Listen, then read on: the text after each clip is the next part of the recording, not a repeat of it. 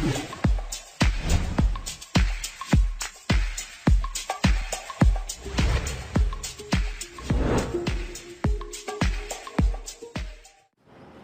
students, it's Chemistry Time Learning Platform. Hi, I am Monica and today we will discuss about the topic that is your stoichiometry. देखिए students, ये आपका एक 11th class का topic है और बच्चे इसको बहुत ज़्यादा टफ मानते हैं, बट आई थिंक ये सबसे इजी टॉपिक में से एक है. जब आप ये लेक्चर देखोगे तो उसके बाद आपकी सारी कंफ्यूजन, आपके सारे डाउट्स क्लियर होने वाले हैं. And we have already studied about the mole concept. हमने मोल कंसेप्ट प्रीवियस लेक्चर में स्टडी किया हुआ है, तो उसी के बेस पे हम स्टोइकियोमेट्री समझेंगे. मीन्स हमारे पास यहाँ पर क्या होगा, देखो हमारे पास स्टोइकियोमेट्री वर्ड है वो एक लगता तो जैसे बहुत टफ वर्ड है, बट एक्चुअली में इसका जो मीनिंग है और इसके जो न्यूमेरिकल्स हैं इस पर बेस्ड वो बहुत इजी होते हैं.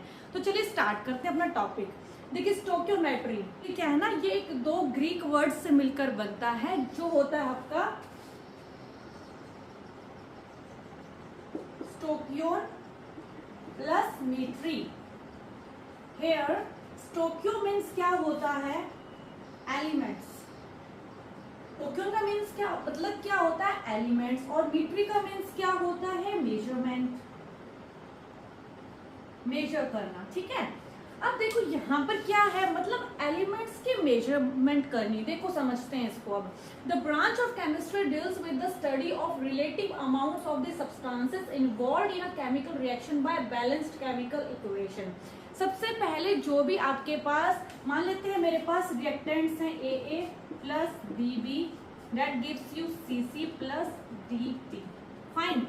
अब यहाँ पर जो आपके पास A, small b, small c and small d, these words A, B, C, D, इन्हें हम क्या कहते हैं, इन्हें हम कहते हैं स्टोइकियोमेट्रिक कोफिशिएंट्स. ठीक है, या फिर कई बार इनको ना स्टोइकियोमेट्री भी कहा जाता है, तो कोई दिक्कत नहीं है. स्टोइकियोमेट्रिक जैसा आपको कंफर्टेबल लगे आप वैसे बोलो. ठीक है, स्टोइकियोमेट्रिक कोफिशिएंट, स्टोइकियोमेट्रिक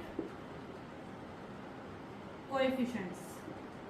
फाइन, ये आपके स्टोइकियोमेट्रिक कोफिशिएंट्स हैं.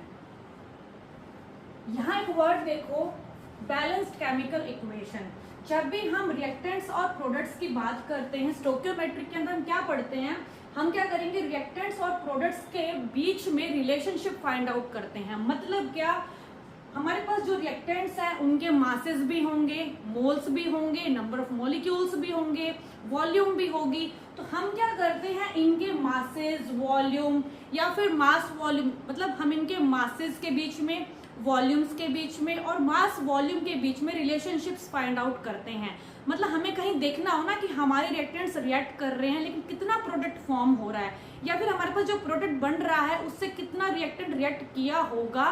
This is very important in your stoichiometry and we will study about that. ठीक है, अब देखो इस कंसेप्ट में क्या होता है, आपके पास ये जो स्टोइकियोमेट्रिक कोफिशिएंट्स होते हैं, मतलब सबसे पहले क्या करना है, रिएक्शन को बैलेंस करना है. बैलेंस क्यों, क्योंकि हम पढ़ते हैं law of conservation of mass. मतलब मेरे एटम्स लेफ्ट हैंड साइड यानी रिएक्टेंट्स के साइड और राइट हैंड साइड यानी प्रोडक्ट्स की साइड में मेरे पास नंबर ऑफ एटम्स क्या होने चाहिए, सेम होने चाहिए. मतलब उनके मासेस क्या होने चाहिए, इक्वल होने चाहिए, तभी मेरे पास वो केमिकल इक्वेशन बैलेंस्ड फॉर्म में होती है. ठीक है, और वो सबसे पहला आपका एक स्टेप होगा जब भी आप इक्वेशन को सॉल्व करोगे. Fine.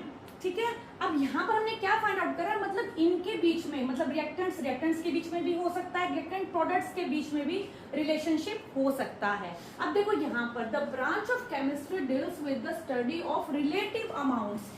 Relative amounts of substances, मतलब कितने क्वांटिटी है जो रिएक्टेंट्स आपस में रिएक्ट किए और कितना क्वांटिटी मेरे पास प्रोडक्ट्स की फॉर्म हुई.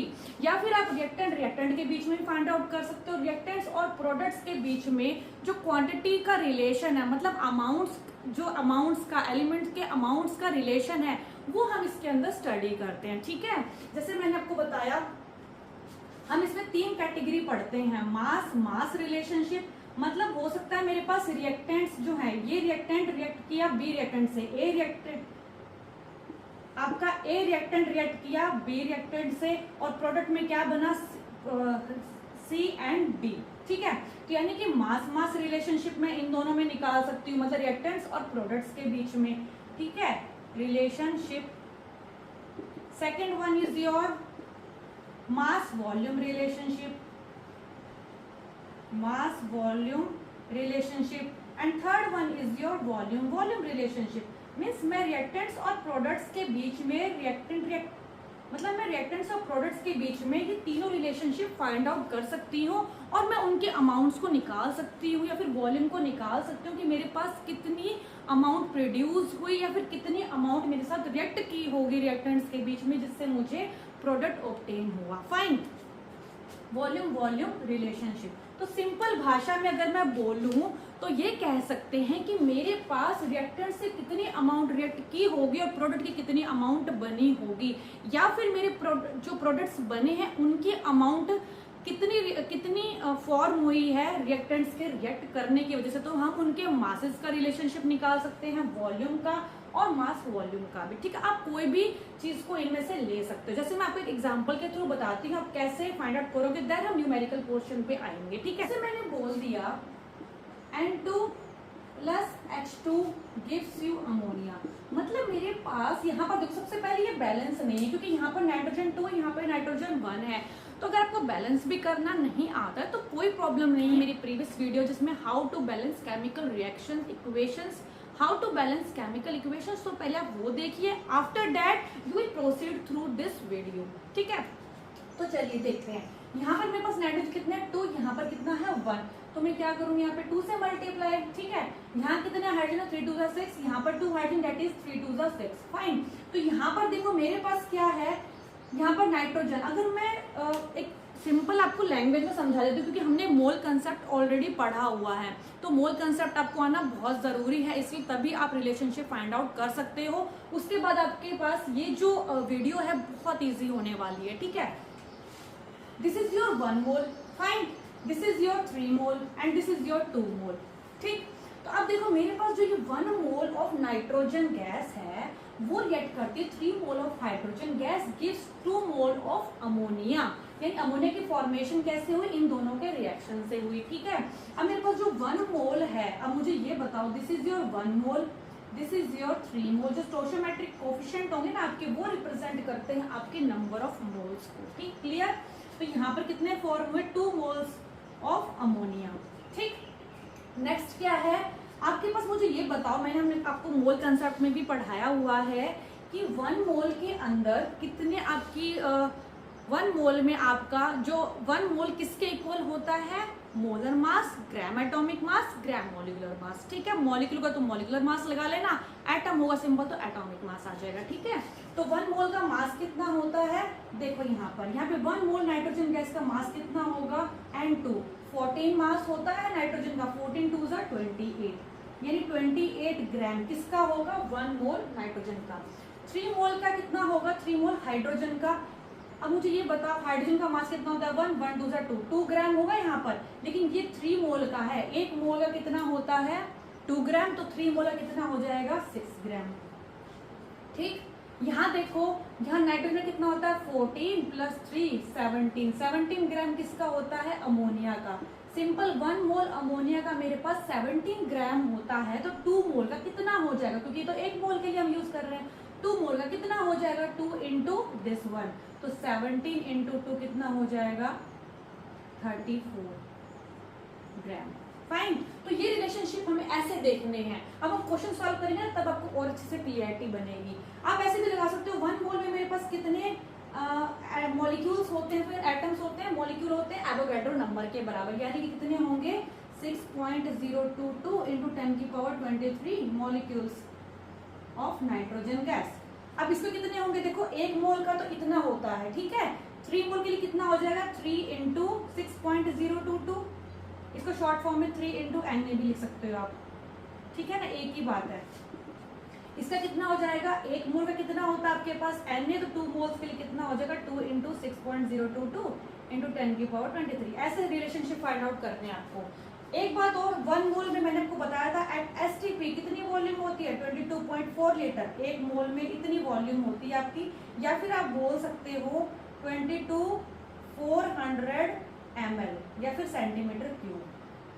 लीटर के साथ डेसीमीटर क्यूब भी बोल सकते हैं, एक ही बात है। ठीक है ना, क्योंकि 1 लीटर जो होता है वो आपका 1 डेसीमीटर क्यूब के बराबर और 1 लीटर आपका होता है 1000 ml या फिर 1000 सेंटीमीटर क्यूब।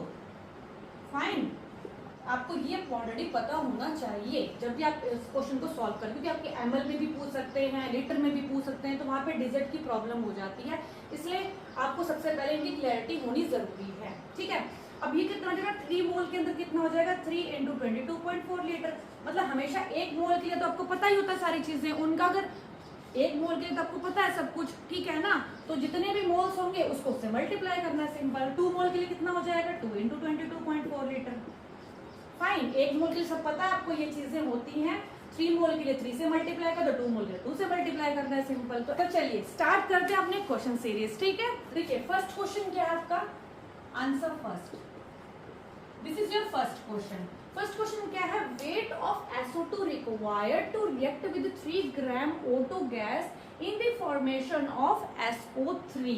तो देखो यहाँ पर कितना वेट मेरे को चाहिए SO2 का, ठीक है, किसके साथ रिएक्ट कराने के लिए, 3 ग्राम O2 गैस के लिए, यानी कि रिएक्शन हुई होगी किसके इसके बीच में, SO2 plus O2 gives SO3। देखो ध्यान से, कितना मुझे वेट चाहिए किसका, SO2 का, तो लिख लो यहाँ पर वेट निकालना है आपको SO2 का, यानी मास में निकालना है, ग्राम में कितना चाहिए, किससे रिएक्ट करवाने के बाद, 3 ग्राम O2 के साथ। कितना है ये, 3 ग्राम O2 आपको गिवन है, ठीक, इन the formation of ammonia, sorry in the formation of SO3। ठीक, तो 2 चीजें आपको गिवन है, आपको उसकी हेल्प से क्या करना है, रिलेशनशिप फाइंड आउट करके निकालना है। तो ये बहुत ही इजी कंसेप्ट है, देखो अब इसको कैसे सॉल्व करेंगे। हम इसका मास चाहिए, सिंपल, तो आप चाहे किसी से निकाल सकते हो मास वॉल्यूम, कैसे भी रिलेशनशिप फाइंड आउट करके देखो, जिससे मैं कर रही हूँ आपको दूसरे तरीके से करना है उसके अलावा, ठीक है, ताकि आपका कंसेप्ट क्लियर हो। तो देखो यहाँ पर वेट ऑफ SO2 आपको फाइंड आउट करना है, 3 ग्राम O2 आपको गिवन है। अब मुझे यहाँ से एक चीज बताओ, यहाँ देखो सबसे पहले बैलेंस है कि नहीं, सबसे पहला step first, balance the chemical equation, सबसे पहले बैलेंस करना है, नहीं तो आपका आंसर गलत आएगा। ठीक है, तो चलो बैलेंस करते हैं। सल्फर कितना है, 1, ऑक्सीजन कितने, देखो यहाँ पर अगर मैं इसको हाफ कर दूं तो कितना हो जाएगा, ये 2 से 2 कैंसिल आउट, तो सिंपल O बचेगा, तो 2 ऑक्सीजन प्लस 1 ऑक्सीजन कितने हो जाएंगे, 3 ऑक्सीजन। तो इसको मैं हाफ ले लूं, देखो यहाँ पर अगर इसको ये भी नहीं समझ आता कोई दिक्कत नहीं है, क्योंकि एक में था ना वो O2, तो हाफ में कितने हो जाएंगे, दिस कैंसिल आउट, ऐसे कर लिया करो, 1 ऑक्सीजन बचेगा, यानी कि मेरे पास कितना हो गया, 3, तो SO3 आ गया। अब देखो यहाँ पर क्या है, यहाँ से मुझे क्या क्या इन्फॉर्मेशन मिल सकती है, देखो पहले मैंने यहाँ से देखा मेरे पास ये 1 मोल है, ठीक है, ये हाफ मोल। अब यहाँ देखो SO2 का मास निकाल लेते हैं, SO2 सल्फर कितना होता है, 32, 16 × 2 32, 16 होता है ना ऑक्सीजन का, तो कितना हो जाएगा आपके पास, 64 ग्राम, ठीक है, यानी कि 64 ग्राम, ये 1 मोल का है, 1 मोल का मास 64 ग्राम ऑफ SO2, ठीक। हाफ मोल O2 कितना हो जाएगा, देखो यहाँ पे ऑक्सीजन कितना होता है, ऑक्सीजन का 16 × 2 32 ग्राम, बट यहाँ कितना है, हाफ है ना, तो हाफ का कितना हो जाएगा, हाफ × 32 दैट इज योर 16 ग्राम, यानी कि मेरे पास 1 मोल रिएक्ट कर रहा है इसके हाफ मोल से, यानी कि इसमें कितना मास आ गया मेरा, 64 ग्राम 1 मोल का मास होता है। अब मुझे पता है 1 मोल ऑक्सीजन का मास कितना होता है, 32 ग्राम, लेकिन है तो हाफ है, तो हाफ कर देंगे, कितना आ जाएगा, 16 ग्राम ऑफ O2। अब देखो यहाँ से मेरे पास ये क्लियरिटी तो बनी, यहाँ से जो इक्वेशन को देखकर बनी, इसलिए हमें बैलेंस करना जरूरी था, ताकि law of conservation of mass मेरे पास फुलफिल हो सके कंडीशन, ठीक। ये तो आपका हो गया फर्स्ट। सेकंड देखो कंडीशन आपको दी तो ये हुई है, 3 ग्राम ऑफ O2, अब 16 ग्राम ऑफ O2 रिएक्ट कर रहा है 64 ग्राम ऑफ SO2 के साथ, 3 ग्राम ऑफ O2 से कितना फॉर्म होगा SO2 का, तो निकालना है वेट, ठीक है। आप इसको किसी भी तरीके से कर सकते हो, नंबर ऑफ मोल्स निकाल के भी कर सकते हो, आपकी मर्जी है, ठीक है। ये वजह से आप कॉन्सेप्ट लगाते हो ना, नंबर ऑफ मोल्स, या आप दूसरे तरीके से ट्राई करके देखना, आपका आंसर बिल्कुल सही आएगा। मॉलिक्यूलर मास इससे समझाती हूँ कैसे आएगा, करके देखना लेकिन खुद, ठीक है। तो 16 से 64 ग्राम SO2 रिएक्ट कर, 3 ग्राम O2 से कितना रिएक्ट करेगा, 3 × 64, सिंपल यूनिटरी मेथड है ना, जो दिया है उसके नीचे उसी का आना चाहिए, ठीक है ना, कि उल्टा कर दो, तो कितना आ जाएगा, देखो यहाँ पर आंसर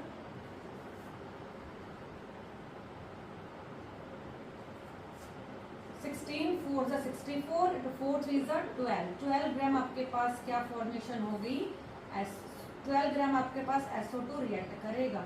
ठीक है, this is your answer. I hope आपको क्वेश्चन समझ में आया होगा। Now we will move towards the next question. ठीक है,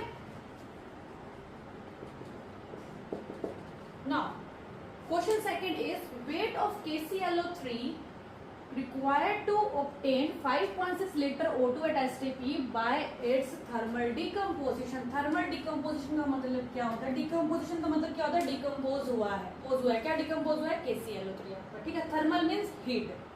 तो देखो यहाँ पर वेट ऑफ KClO3, मुझे KClO3 का वेट चाहिए।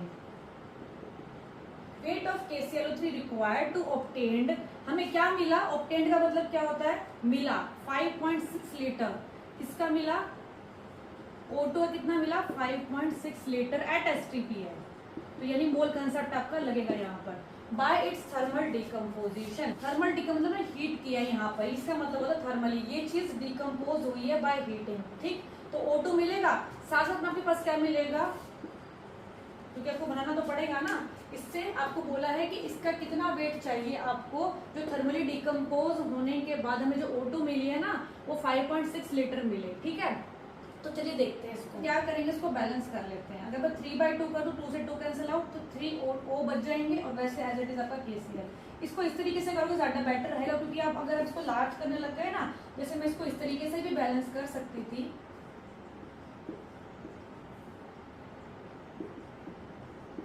पर इससे क्या है ना, आपकी मल्टीप्लीकेशन बहुत ज्यादा बढ़ जाएगी। आप फिर इसको इसके मासेस से पूरा मल्टीप्लाई करोगे, ठीक है, 3 से इंटू करोगे, तो इससे बेटर है कि आप इस तरीके से करो, इसका 1 मोल हो तो आप इजीली कैलकुलेट कर सको, क्योंकि आपको ना यहाँ पर बहुत ज्यादा लंबी कैलकुलेशन करनी पड़ जाएगी। ठीक, तो अब यहाँ देखो, ये मेरे पास दी हुई है, गिवन है। अब जो मेरे पास चीजें दी होती है ना, उनके हिसाब से करते हैं। अब मुझे यहाँ पता है कि इसका 1 मोल का वेट कितना होगा, क्योंकि 1 मोल का थर्मली डिकम्पोज होगा ना, तभी मेरे पास ये फॉर्म होगा। ठीक, तो 1 मोल का मास निकाल लो। 1 मोल का मास कितना होगा, 1 मोल में कितना मास होगा, देखो यहाँ पे पोटेशियम का होता है 39, क्लोरीन का होता है 35.5, ऑक्सीजन का होता है 16, तो 16 इंटू 3, क्योंकि 3 है आपके पास, ये तो 122.5 ग्राम ये मास आ गया 1 मोल का, 1 मोल का मास। अब देखते हैं यहाँ पर ना, मतलब 1 मोल का जो मास निकल के आया है, अब यहाँ पर हमारे पास ना मास वॉल्यूम हमें मास वॉल्यूम रिलेशनशिप निकालना है रिएक्टेंट और प्रोडक्ट के बीच में। ठीक है, मास वॉल्यूम रिलेशनशिप, यहाँ वॉल्यूम की हो ना, तो हमें वॉल्यूम ही लेनी पड़ेगी। ठीक है, तो कितनी वॉल्यूम आएगी, देखो 1 मोल की कितनी वॉल्यूम होती है, 22.4 लीटर, तो 3/2 की कितनी हो जाएगी, 3/2 इंटू 22.4 लीटर। सिंपल है ना, 1 मोल के लिए अगर 22.4 लीटर आ गई, तो इस इतने मोल के लिए कितनी होगी, 3/2 इंटू दिस। ठीक है, लीटर वॉल्यूम ऑफ O2। अब यानी कि मेरे पास जो ये गिवन, ये जो था ना, हमने इक्वेशन से देखा, यानी 1 से 3/2 मोल आपके रिएक्ट कर रहे हैं, तो यानी कि ये वाला जो मास होगा और ये जो फॉर्म होगा, मतलब इतने मास से इतनी वॉल्यूम मेरी फॉर्म हुई है। ठीक है ना, तो पूछा कितने के लिए गया, 5.6 लीटर के लिए, तो 5.6 लीटर में इसका कितना मास होगा, क्या वो आप नहीं निकाल सकते, सिंपल है ना। इसको इससे इक्वेशन से कर लिया मैंने, सिंपल, मतलब इतने ग्राम से इतनी फॉर्म हो रही थी O2, तो 5.6 लीटर से कितनी फॉर्म होगी, तो कर लो 122.5 इंटू 5.6 डिवाइडेड बाय, इसको यहाँ पे कर लेते हैं सॉल्व, 11.2, यानी 11.2 इंटू 3 कितना आ जाएगा, सॉल्व कर लो,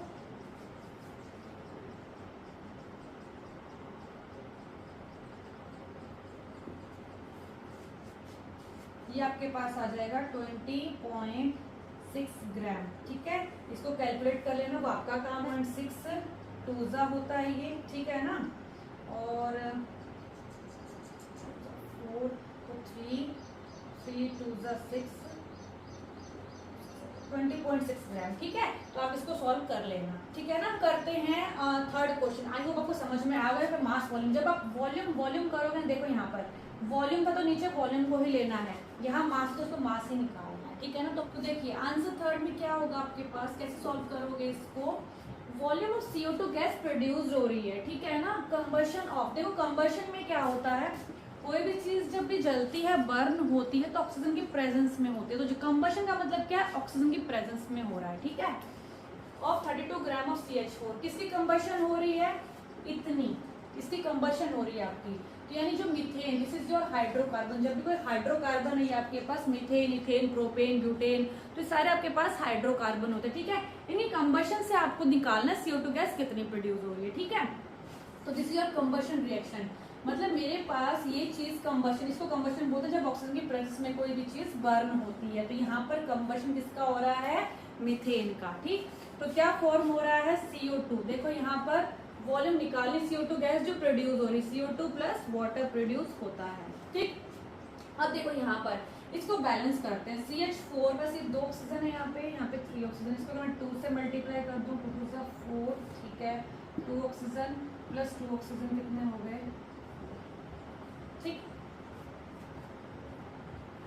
अब देखो यहाँ पर मेरे पास ये बैलेंस है, बिकॉज मेरे पास यहाँ पर 2 ऑक्सीजन, 2 2 सा 4, ठीक है, और यहाँ पर 1 कार्बन है, ठीक है, 4 हाइड्रोजन है, ठीक है, बैलेंस हमारे पास इक्वेशन, ठीक है। नेक्स्ट आपको क्या करना है, वॉल्यूम निकालनी है CO2 की, इसकी वॉल्यूम निकालनी, किसकी, CO2 की, ठीक है।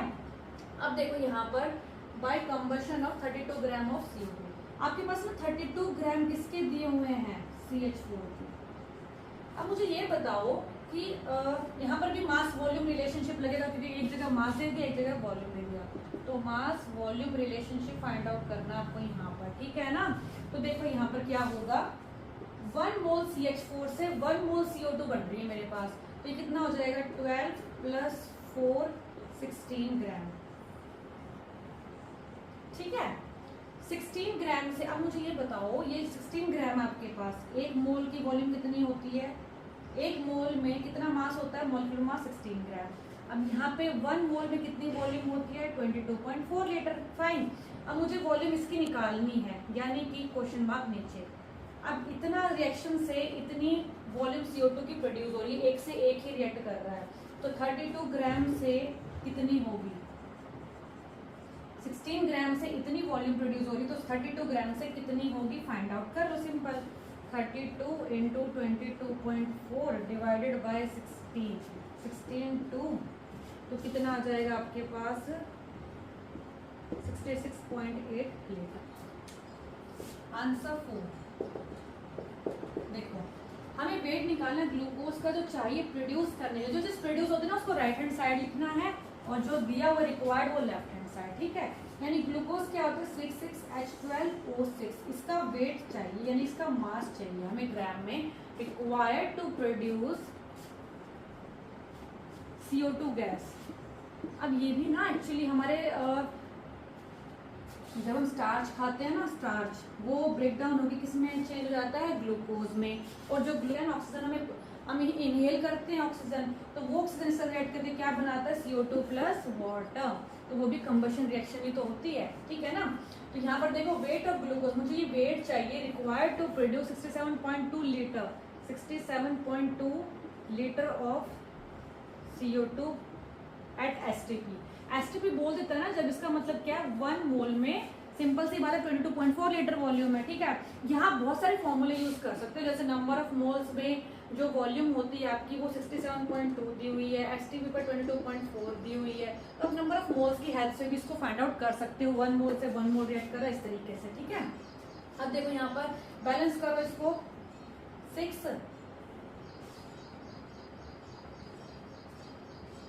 12 हाइड्रोजन 6 कार्बन 12 ऑक्सीजन हो गए, ठीक है। 6 यहाँ पर हैं, तो मैं यहाँ पे कितने बना दूंगी इसको, 6 12 प्लस 6 18, तो बैलेंस होगी मेरे पास इक्वेशन। अब देखो इसका वेट चाहिए मुझे, किसका, ग्लूकोज का, ठीक। अब देखो यहाँ पे एक काम कर लो, 1 मोल की वॉल्यूम 22.4 लीटर होती है, 6 मोल की कितनी, 6 इंटू 22, 1 मोल की वॉल्यूम होती है 22.4 लीटर, 6 मोल की कितनी, 6 इंटू 22.4 लीटर, फाइन। अब ये जो होगी वो किसके अकॉर्डिंग होगी, 6 यानी इसके 1 मोल के अकॉर्डिंग, 1 मोल रिएक्ट करके 6 मोल CO2 गैस प्रोड्यूस कर रहा है, ठीक है ना। तो 1 मोल इसका ग्लूकोज का पूरा मास फाइंड आउट कर लो, क्योंकि हमें वेट चाहिए ना। तो 12 इंटू 6, 12 होता है कार्बन का मास, हाइड्रोजन का 1 होता है, 16 इंटू 6 16 होता है ऑक्सीजन का, तो कितना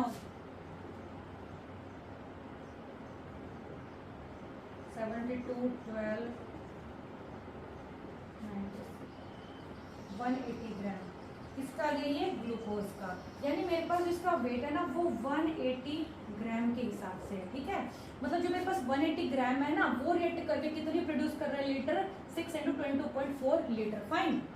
और पूछा किस में गया है, 67 लीटर CO2 जब हमें फॉर्म होगा तो कितना मास रिएक्ट किया होगा वो पूछा हुआ आपके पास।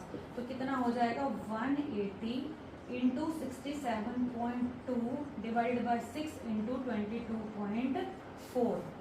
ये जरूरी नहीं जो मैंने मेथड अप्लाई किया अभी वही आप मेथड अप्लाई करो, आप ऐसे भी कर सकते हो। 1 मोल से 6 मोल रिएक्ट कर गए, ठीक है। इसकी लीटर वॉल्यूम मैंने आपको बताया, नंबर ऑफ मोल्स कैसे फाइंड आउट करते, तो उतने मोल्स में कितना मास निकल के कितने मोल्स आए होंगे वो आप मोल्स निकाल लेना। फिर मोल्स की हेल्प से गिवन मास निकाल सकते हो, मोलिकुलर मास आपको पता है 180 होता है, ठीक है। सिंपल है, कैसे भी कर सकते हो आप, वो आपके ऊपर है। कितना आ जाएगा देखो यहाँ पे 180 इंटू 67.2 डिवाइडेड बाय 6 इंटू 22.4, तो ये कितना हो जाएगा, दिस इज योर 3, ठीक है। तो कितना आ जाएगा यहाँ से 90 ग्राम आपके पास आंसर आ जाएगा। दूसरा मेथड देख लो कैसे अप्लाई करना, मैंने आपको बताया था 1 मोल से 6 मोल रिएक्ट कर रहे हैं, मोल है ना यहाँ पे। इसकी वॉल्यूम देखो, नंबर ऑफ मोल्स क्या होते हैं, वॉल्यूम जो STP पर 22.4, ये जो वॉल्यूम है ना आप इसको यहाँ पुट कर दो क्योंकि एट STP गिवन है, तो यहाँ से इसके number of moles find out हो जाएंगे, ठीक। तो इसकी हेल्प से आप इसके नंबर ऑफ मोल्स निकाल सकते हो, this into this divide by this. तो यहाँ से जो नंबर ऑफ मोल्स आएंगे ना उसका फॉर्मूला क्या होता है, वेट अपॉन मॉलिकुलर वेट। इसका मॉलिकुलर वेट होता है 180 ग्लूकोज का, तो वेट यहाँ से फाइंड आउट नहीं हो जाएगा, मोल्स तो आपके पास निकल ही आएगी, ठीक है। अब कैसे भी कर सकते हो, आपकी अप्रोच कैसे भी हो सकती है, डिपेंड करता है कि आपको मोल कंसेप्ट क्लियर होना चाहिए, ठीक है ना। अब जो क्वेश्चन, अब आपको ये वाला क्वेश्चन जो है क्वेश्चन नंबर 5, ये आपको खुद ट्राई करना है और मुझे कमेंट सेक्शन में आंसर लिख के भेजना है, ठीक है। तो आई होप आपको ये समझ में आया होगा और ये कंसेप्ट की क्लियरिटी बनी होगी, because it is very easy concept. और इस वीडियो को देखने के बाद ये कंसेप्ट आपके लिए और भी इजी बन गया होगा। Thanks for watching and keep watching my channel.